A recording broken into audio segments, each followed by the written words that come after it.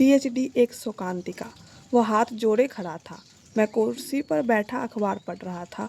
किसी से बातचीत करने का मूड नहीं था, इसलिए अखबार पढ़ नहीं रहा था, उसे चाट रहा था और कनखियों से देखता जा रहा था कि वह अपने हाथों को नीचे कर ले। मगर गजब का पुरुषार्थी था, असली मेड इन इंडिया था।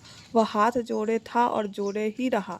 वह जानता था कि अगर हाथ जुड़े रहे तभी गुरुजी की कृपा दृष्टि पड़ेगी, और अगर हाथ नीचे कर दिए तो हो सकता है उसे देख ही ना पाए।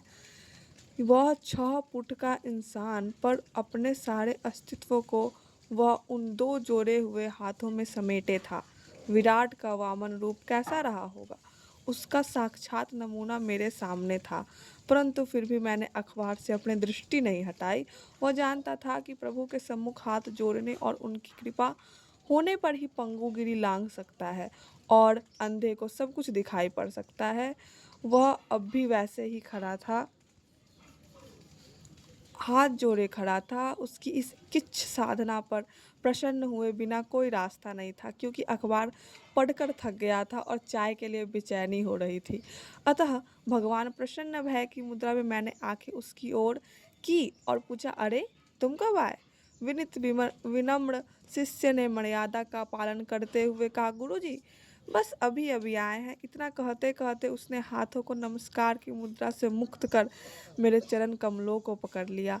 मैंने ना ना कहा, फिर कहा बैठो, और कुर्सी पर बैठा दिया। पूछा कैसे आना हुआ? बोला बस गुरुजी यहाँ से कहीं जा रहे थे, बहुत दिन से आपके दर्शन नहीं हुए थे, अतः दर्शनार्थ चला आया। मैं समझ रहा था कि सब झूठ बोल रहा है, परंतु जब वह मेरे दर्शनार्थ आकर मुझे महान बना रहा है तो झूठ सह लेने का सौदा महंगा नहीं था। मैंने भी नहलों पर दहला फेंकते हुए कहा, बड़ा अच्छा किया। अपने प्रिय विद्यार्थियों से मिलने कर मुझे बड़ी प्रसन्नता होती है। विद्यार्थी ही तो अध्यापक की सच्ची संपत्ति है। लगा कि इन वाक्यों से वह गदगद हो गया है और कुछ बोलना चाहता है, परंतु सोचकर चुप रह गया। मैंने कहा चाय मंगवाता हूँ। वह कहने लगा, अभी तो पीकर चला हूँ गुरुजी, बस अपने लिए मंगवा लीजिए। सच बात तो यही है कि मैं स्वयं ही चाय पीना चाहता था, परंतु सौजन्यतावश मैंने उससे पूछ लिया था।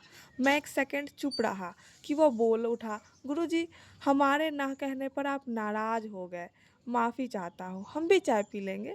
वास्तव में नाराजगी का कारण अब था, पर क्या करता। चाय पीते पीते बोला, गुरुजी यहाँ पास में एक स्कूल में नौकरी लग गई है। सोचता हूँ आपके चरणों में बैठने का सौभाग्य कुछ समय के लिए और मिल जाए। मैं समझ रहा था कि यह लड़का पीएचडी करना चाह रहा है और सीट के लिए उसकी यह विनीत मुद्रा है। मैंने पूछा क्या चाहते हो? उसने बड़े ही धीरे से कहा, गुरुजी पीएचडी वगैरह हो जाए तो किसी कॉलेज में नौकरी मिल जाए, मौका मिल जाए। स्कूल में बच्चों को पढ़ाते पढ़ाते थक गया हूँ। मैंने पूछा बीए एमए में कौन क्लास था? वह हड़बड़ा गया, बोला गुरुजी बीए एमए में बीए एमए क्लास ही था। मैंने पूछा हमारा मतलब है फर्स्ट क्लास, सेकंड क्लास, कौन सी श्रेणी? वह बोला, गुरुजी समझने में मिस्टेक हो गई, दोनों में बराबर हमारा सेकेंड क्लास रहा है। मैंने आगे बात बढ़ाई, किस विषय पर काम करना पसंद करोगे? गुरुजी जो विषय आप दे दे उसी पर काम कर लेंगे, हमें तो काम करना है, मेहनत से काम करना है। ऐसा लगा जैसे कोई आदमी दूसरे से थक कर कहता हो, भाई जो देना हो दे दो। मैं झगड़ा नहीं करना चाहता। मैंने फिर कुड़ेदा, अरे भाई पीएचडी करना है तो कुछ तो सोचा होगा, किसी विषय पर विचार किया होगा। उसने कहा, नहीं गुरुजी बिल्कुल नहीं सोचा, सोचने की फुर्सत ही कहाँ मिलती है। स्कूल में बच्चों के माँ बाप बहुत पीछे पड़े रहते हैं, सो स्कूल के समय को छोड़कर सुबह 7 से 11 बजे तक ट्यूशन पढ़ाते हैं, शाम को भी 2 ट्यूशन होते हैं। मैंने जानना चाहा कि जब इतनी मेहनत करते हो तो आराम कब करते हो? उसने हो करते हुए बहुत धीरे से कहा, गुरुजी स्कूल में समय मिल जाता है, बच्चों को कह देते हैं कि पाठ याद करो और उतने समय में एक आध झपकी ले लेते हैं या कमर सीधी कर लेते हैं। फिर हम अपने पॉइंट पर आ गए। मान लो मैं तुम्हें रजिस्टर्ड कर भी लूँ तो बतलाओ कि पीएचडी करने के लिए तुम्हारे पास समय कहाँ है? पीएचडी में तो बहुत मेहनत करनी पड़ती है, घंटों लाइब्रेरी में बैठना पड़ता है, पत्रिकाएं पुस्तकें पढ़नी पड़ती है, विद्वानों रचनाकारों से मिलना जुलना पड़ता है, नोट्स बनाने पड़ते हैं, कभी कभी तो दूसरे शहर तक जाना पड़ता है। बताओ ऐसे में तुम रिसर्च कैसे कर पाओगे? उसने बड़ी ही विनम्रता से कहा, आप तो गुरुजी बस कोई विषय दे दीजिए, बाकी हम सब संभाल लेंगे। मैंने पूछा, पर भाई कैसे संभाल लोगे, समय का क्या करोगे? यह तो बहुत बड़ी साधना है, तपस्या है। उसने कहा, गुरुजी हम आपकी बात समझ रहे हैं, ऐसा नहीं है कि हम यह नहीं जानते, पर बस गुरुजी आप अपना आशीर्वाद दे दीजिए और एक सरल सा विषय दे दीजिए, हम 2 थीसिस 2 साल के भीतर पूरी कर लेंगे। उसके आत्मविश्वास और कहने की अंदाज से मैं चौंका। मुझे लगा कि यह लड़का सीधा साधा दृढ़ निश्चयी लड़का है। हो सकता है शायद यह सब ट्यूशन वगैरह छोड़ दे, स्कूल में भी साल 2 साल की छुट्टी का भी किसी तरह प्रबंध कर ले। मैं उस पर उसके दृढ़ता पर प्रसन्न हो रहा था। मेरा मन उसे रजिस्टर करने का होने लगा। ऐसे साधक तपे सधे विद्यार्थी आजकल मिलते कहाँ हैं, जो शोध के लिए सब कुछ दांव पर लगा दे।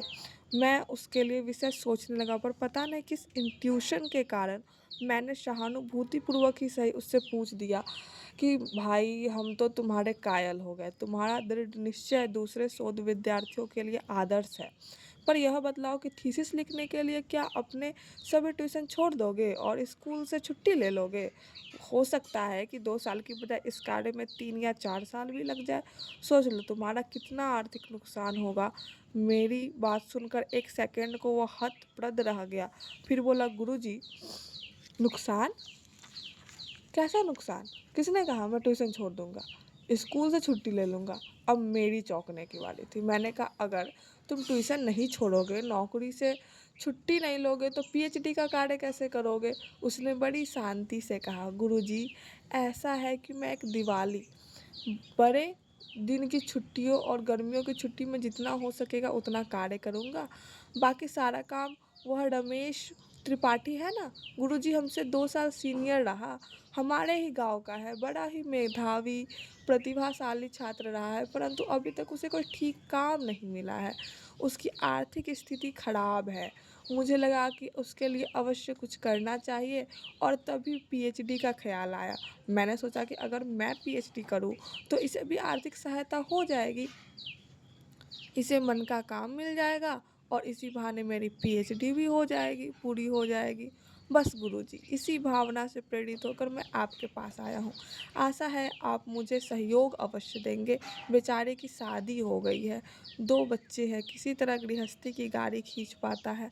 उसे पढ़ने लिखने में बहुत दिलचस्पी है, वह ज़रूर मन लगाकर इस काम को करेगा। उसे भी इस काम के मेहनताना के रूप में 2 पैसे मिल जाएंगे, तो उसकी गृहस्थी की गाड़ी भी ठीक चलने लगेगी और मेरी भी पीएचडी हो जाएगी। मैं भी स्कूल से निकल कर कहीं किसी कॉलेज में पहुंच जाऊंगा तो ज़िंदगी बन जाएगी। दया के सहयोग के नाम पर विद्या ज्ञान के शोषण का यह सूक्ष्म तरीका देखकर मैं हैरान रह गया। कप में ठंडी होती जा रही चाय को भूल गया। मुझे गुस्सा आ रहा था। मेरा मन हुआ कि उससे कहूँ कि सुनो, तुम्हारी योजना बहुत अच्छी है, तुम्हारी परोपकार की भावना की भी मैं कद्र करता हूँ, परंतु स्कूल से निकलकर कॉलेज में जब कभी तुम पहुँचो तब पहुँचना, पर इस समय तो तुम पहले मेरे कमरे से निकल जाओ और आइंदा कभी अपनी शक्ल मत दिखाना। पर मैं उससे सिर्फ इतना कहता हूँ कि भाई फिर कभी आना, इस समय तो कोई सीट खाली नहीं है। मैं जानता हूँ कि यह विद्यार्थी यहाँ से निराश होकर डॉक्टर वर्मा के यहाँ ही अवश्य ही जाएगा। डॉक्टर वर्मा ऐसे पुण्य कर्मों में कभी पीछे नहीं रहे, और हाँ, अगर ऐसा पुण्य का काम करते हुए उनकी झोली में भी कुछ आ जाए तो बेहिचक उसे स्वीकार करने में उन्हें कोई इनकार नहीं रहा है।